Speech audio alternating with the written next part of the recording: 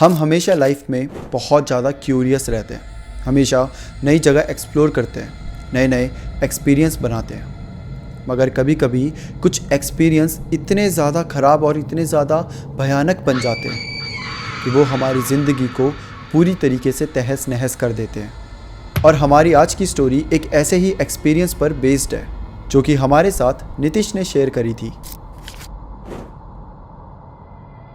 नितिश आजमगढ़ के एक छोटे से एरिया से बिलोंग करता है, लेकिन वो अपने फादर की जॉब की वजह से पुणे में रहने लगा था और वहीं से नितिश की स्कूलिंग वगैरह सब होती थी।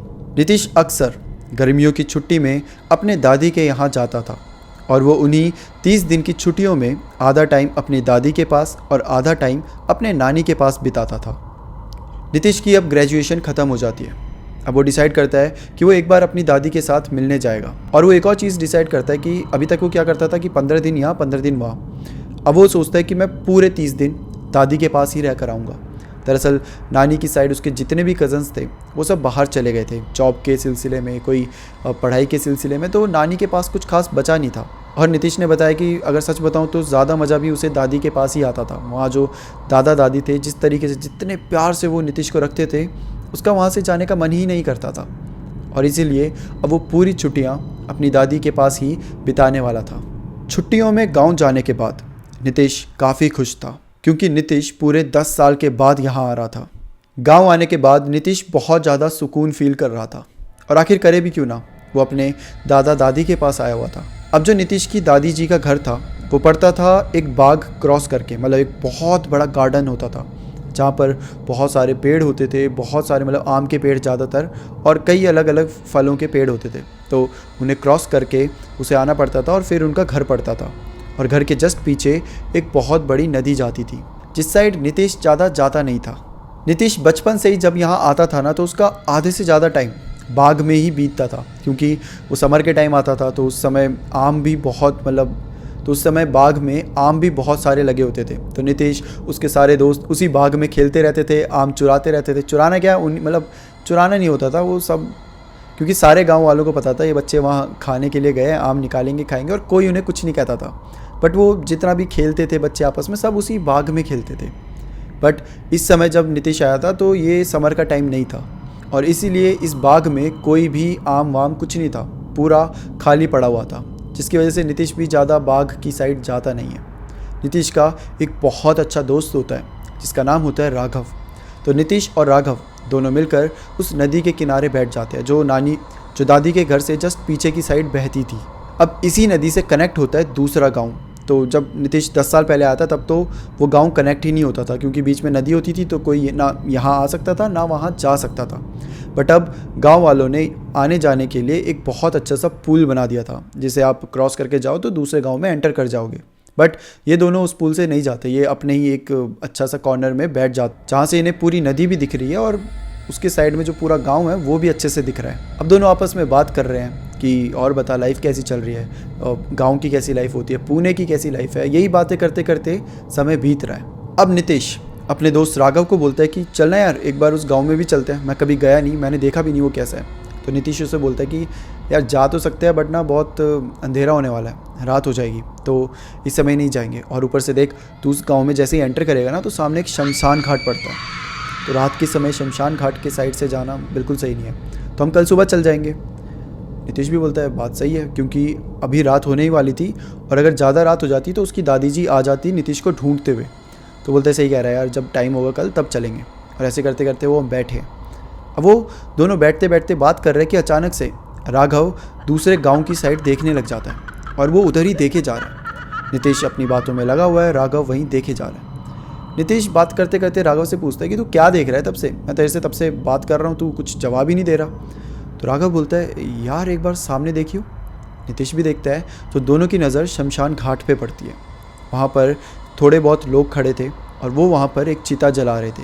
तो राघव बोलता है कि इतनी रात को भला कौन जलाता है, हमारे यहाँ तो हमेशा सुबह या दिन में जलाया जाता है। नितिश बोलता है छोड़ना यार, इनका मामला है, इन्हें जो भी होगा करने दे, हमें क्या उससे।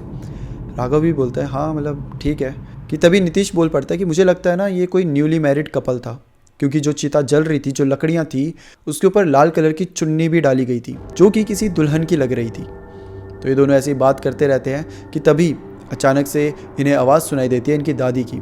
दादी जी वहाँ पहुँच गई थी, क्योंकि इन दोनों महाशय को पता ही नहीं चला था कि जब से वो उस चिता को जलता हुआ देख रहे हैं, उस शमशान घाट की साइड देख रहे हैं, समय कैसे बीत गया। सूरज पूरी तरीके से ढल चुका था और बहुत रात हो चुकी थी और इन दोनों को पता भी नहीं चला। वहाँ दादी जी आती है और डांटने लग जाती है कि तुम दोनों पागल हो क्या, कहाँ चले जाते हो, ना कुछ आता ना कुछ पता। और वो राघव को ज़्यादा डांटती है कि ये तो चल कल का ही आया है, तुझे तो पता है कि रात के समय नदी के किनारे नहीं बैठना चाहिए, पास में शमशान घाट भी है, तुम यहाँ क्या कर रहे हो। और ये डांटते डांटते वो इन दोनों को अपने साथ ले जाती है। Hey guys, so there is one big news जो कि मैं आप सबके साथ शेयर करना चाहता हूँ। एक शो ऑर्गेनाइज कराया जा रहा है which is Akshay Vashisht present dare to stay. एक ऐसा शो जहां पर आप जैसे सब्सक्राइबर्स, हम जैसे क्रिएटर्स के साथ जाएंगे। उस शो में हम सब ये प्रूव करने की कोशिश करेंगे कि real kind of paranormal activities आखिर कैसी होती है। मतलब कि उस शो में हमारे साथ कुछ साइकिक मीडियम्स भी जाएंगे जो कि ये प्रूव कराएंगे कि भूत सच में होते हैं। लोकेशन काफ़ी क्रीपी होगी, लेकिन आप सबका ध्यान रखा जाएगा, जिसके लिए आप सबसे थोड़ी नॉमिनल फीस है जो कि ली जाएगी, जिसमें आप सबकी मेडिकल का ध्यान रखा जाएगा और आपके रहने, खाने पीने, उन सब का एक्सपेंस उठाया जाएगा। सो जिसको भी इंटरेस्ट है वो इसके लिए इनरोल कर सकता है। ऑडिशंस दिल्ली में रखे जाएंगे और इसकी इंक्वायरी के लिए नीचे दिए गए हुए व्हाट्सएप नंबर पर आप टेक्स्ट करके अपने सवाल पूछ सकते हो। वेल, पोस्टर को देखकर आप सबको आइडिया लग ही गया होगा कि यहाँ पर आपको एक लोकेशन में ले जाएंगे, वहां पर टास्क कराएंगे, एलिमिनेशंस होंगे और काफी ज्यादा फन होगा। तो इस चांस को हाथ से ना जाने दे और इस बहुत अच्छे शो का पार्ट बने। ठीक है, अब 1-2 दिन ऐसे बीत जाते हैं। अब तीसरे दिन की रात की बात है। नितिश अपने ही रूम में सोया होता है कि उसे अचानक से वॉशरूम जाना था। अब जब वॉशरूम जाना था तो क्या होता है कि जो वॉशरूम होता है वो घर के आंगन में होता है। मतलब कि ये घर है, उसके बाहर पूरा बरामदा है और वहाँ पर वॉशरूम है और वो पूरा ओपन एरिया है, कोई ऊपर छत वत कुछ नहीं है। नितिश जाता है, वॉशरूम में जाता है और उसके बाद जब वापस आ रहा होता है तो अचानक से उसे किसी के चलने की आवाज़ आती है, किसी के पायल की आवाज़।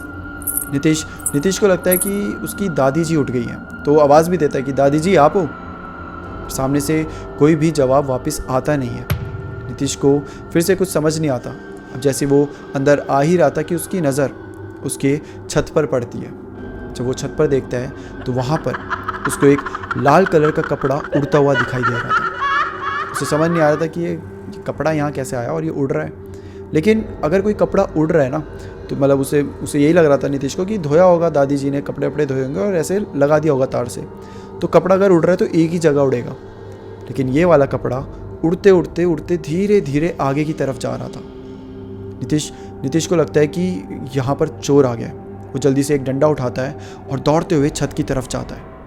जैसे ही छत पर पहुँचता है वो देखता है कि छत पर कोई भी नहीं था। छत में कोई भी नहीं था, पूरी छत खाली थी। ये बहुत ज़्यादा हैरानी की बात थी क्योंकि वो छत काफ़ी बड़ी थी। अगर वहाँ से कोई भागता भी, कोई नीचे कूदता भी तो दिखाई देता, पर नितिश को कुछ भी नहीं दिखाई दिया। वो अभी छत में ही था कि अचानक से उसे वापस से वो पायल की आवाज़ आने लग जाती है और वो आती है नीचे बरामदे से। जिसके बाद नितिश उसे ही फॉलो करते करते नीचे जाता है और वो देखता है कि उसके बरामदे में एक औरत घूम रही थी, लाल कलर के कपड़े पहनकर। नितिश जैसे ही उस औरत के सामने जाता है, औरत मुड़कर नितिश को देख लेती है और नितिश उस औरत का भयानक सा चेहरा देखकर वहीं पर चिल्ला उठता है, जिसके बाद वो बेहोश हो जाता है। अब इसके आगे की जो कहानी थी वो नितिश को उसके दादा, उसकी दादी और उसके दोस्त राघव ने बताई। नितिश को अब होश आते आते सुबह हो जाती है।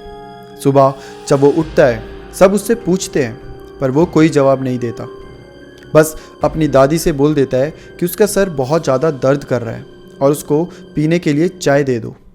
दादा दादी भी उसे ठीक देखकर उससे ज़्यादा सवाल जवाब नहीं करते, वहाँ से सीधा चले जाते हैं। अब दादा दादी जी तो चले गए लेकिन राघव अभी भी नितिश के साथ ही था। दोनों रूम में बैठकर अपना फ़ोन चला रहे होते हैं कि तभी अचानक से नितिश उठता है, दादी के रूम में जाता है और उनके नेल पेंट्स लेकर आ जाता है और अपने नाखूनों में नेल पेंट्स लगाने लग जाता है। और ये देखकर राघव को बड़ी हैरानी होती है कि नितिश ये क्या कर रहा है। नितिश के चेहरे में एक अजीब सी मुस्कुराहट थी। वो कुछ धुन भी गुनगुना रहा था और अपने आप को नेल पॉलिश लगाए जा रहा था। राघव उससे पूछता है कि भाई तू ये क्या कर रहा है और क्यों कर रहा है। नितिश उसका कोई जवाब नहीं देता। राघव एक बार फिर से पूछता है कि नितिश तू क्या कर रहा है। नितिश फिर भी कोई जवाब नहीं दे रहा, ऐसा मानो कि वो अपनी ही दुनिया में मगन था। वो बस अपने नाखूनों को देखे जा रहा था और खुश हुए जा रहा था। कि तभी राघव अचानक से उससे नेल पॉलिश छीन लेता है और बोलता है कि तू पागल हो गया क्या? तू क्या कर रहा है? मैं तेरे से तब से पूछ रहा हूँ, तू कुछ बोल भी नहीं रहा, पागल हो गया क्या? जैसे वो उससे नेल पेंट्स छीनता है, नीतीश को बहुत ज़्यादा गुस्सा आ जाता है। इतना ज़्यादा गुस्सा कि वो राघव को 2 लगा भी देता है। इतना ज़्यादा गुस्सा कि वो राघव को वहीं पर चांटे मारने लग जाता है और उससे बहुत गुस्से में, बहुत एग्रेसिवली वो नेल पेंट्स छीनता है और वापस से खुद को लगाने लग जाता है। नीतीश को ये सब करता देख दादी भी देख लेती है। दादी जी आती है और नीतीश से पूछती है कि तू ये क्या कर रहा है? नीतीश दादी को भी पूरी तरीके से इग्नोर करके सिर्फ खुद को नेल पेंट्स लगा रहा था और बार बार हंसे जा रहा था। दादी को कुछ समझ नहीं आता। उस समय दादी वहाँ से चले जाती है। वक्त बीतता है और दादा और दादी जी दोनों एक चीज़ नोटिस करते हैं कि नीतीश की चाल ढाल भी चेंज हो चुकी थी। नीतीश कभी कभी अपनी कमर को लचकाकर चलता था, जैसे कि कोई औरत चलती है। कभी कभी वो अपनी दादी जी का साड़ी या दुपट्टा ऐसे हाथ में उठा के देखता रहता और उसको ऐसे कंधे में डालकर खुद को शीशे में निहारता और फिर एक अजीब सी मुस्कुराहट के साथ वो सबसे पूछता कि मैं कैसा लग रहा हूँ। अब एक बार की बात है, दादी जी किचन में काम कर रही थी और वो देखती है तो नीतीश एकदम ऐसे चुपचाप बैठकर दादी जी को निहार रहा था। दादी जी पहले तो ज़्यादा ध्यान नहीं देती, बट नीतीश अब दादी जी के पास आकर बैठ जाता है और उन्हें कुछ बोलता है। उसकी आवाज़ भी बहुत ज़्यादा हल्की सी हो चुकी थी, बहुत नरम सी, और वो दादी को बोलता है, दादी मुझे भी तुम्हारी तरह सुंदर सजना है। ये सुनकर दादी जी बहुत ज़्यादा शॉक हो जाती है। सिर्फ इसलिए नहीं कि वो ऐसी बातें क्यों कर रहे हैं, बल्कि जो उसकी आवाज़ थी वो भी बहुत ज़्यादा लड़कियों की तरह साउंड कर रही थी। अब यहाँ दादी का शक बढ़ने लगता है। वो उस वक्त तो उसे वहाँ से डांट के भगा देती है, लेकिन फिर उसी रात नीतीश अपनी दादी के रूम में जाता है और फिर अलमीरा से एक पुरानी लाल साड़ी निकालकर पहनने लगता है। जब दादी ने देखा तो वो एकदम से डर गई। दादी नीतीश को डांटने लग जाती है, उसे बोलती है कि उतार अभी क्या, अभी ये सब क्या कर रहा है तू? तो नीतीश एक अजीब सी मुस्कुराहट के साथ दादी को बोलता है, मुझे भी सुंदर लगना है, मुझे दुल्हन बनना है। दादी जी, जिसने दादाजी से अभी तक नीतीश की हर हरकतें छुपाई थी, वो अब और नहीं छुपा सकती थी। वो जाती है और दादाजी को सारी बातें बता देती है, नीतीश की एक एक हरकतें। तब वहाँ पर राघव भी था और राघव दादाजी को ये भी बताता है कि हाँ, उसने उस दिन नेल पेंट्स भी लगाए थे और वो तो कुछ नहीं, आजकल नीतीश दूसरे गांव में जो रमेश है ना, उसके घर में जाता रहता है, उसके साथ ही पूरा दिन बिताता है और पता नहीं क्यों पर उसके सामने वो बहुत अजीब बिहेव करता है। दादी जी शॉक हो जाती है कि रमेश, वो दूसरे गांव वाला रमेश जिसकी अभी वाइफ की डेथ हुई है? हाँ, वही रमेश, राघव बताता है। राघव बोलता है, दादाजी बोलते हैं कि उसको तो अपने गांव वाले भी ढंग से नहीं जानते, वो नीतीश को कब से जानने लग गया और नीतीश उसके घर में क्या कर रहा है, वो भी पूरा दिन। दादी जी को समझ आ चुका था कि यहाँ पर कुछ तो बहुत गलत हो रहा है। अब दादी जी और दादाजी सीधा तांत्रिक के पास जाते हैं और उनको अपने घर बुला लेते हैं। तांत्रिक जब घर पे आते हैं तो नीतीश को देखकर ही समझ जाते हैं कि नीतीश के अंदर किसी और की आत्मा का वास है। तांत्रिक ने नीतीश के आसपास गंगा जल छिड़का और एक मंत्र उच्चारण करना शुरू कर दिया। जैसे ही मंत्र बोलना शुरू हुआ, नीतीश जोर जोर से चीखने लगा, मुझे जाने दो, मैं यहाँ से कभी नहीं जाऊंगी। नीतीश की आवाज़ कभी पतली हो जाती तो कभी भारी, कभी वो ज़मीन पर जोर जोर से गिरने लग जाता तो कभी हाथ जोड़कर रोने लगता। सब लोग उसकी यह हालत देखकर घबरा गए थे। तब वो तांत्रिक एक हवन कुंड तैयार करते हैं और फिर अपने रिचुअल्स शुरू करते हैं। अब तांत्रिक नीतीश से पूछते हैं कि आखिर तू कौन है और क्यों आई है इस बच्चे के अंदर? पहले तो नीतीश कुछ नहीं बोलता, पर धीरे धीरे उसका शरीर कांपने लग जाता है और नीतीश की पूरी आंखें एकदम से सफ़ेद हो चुकी थी।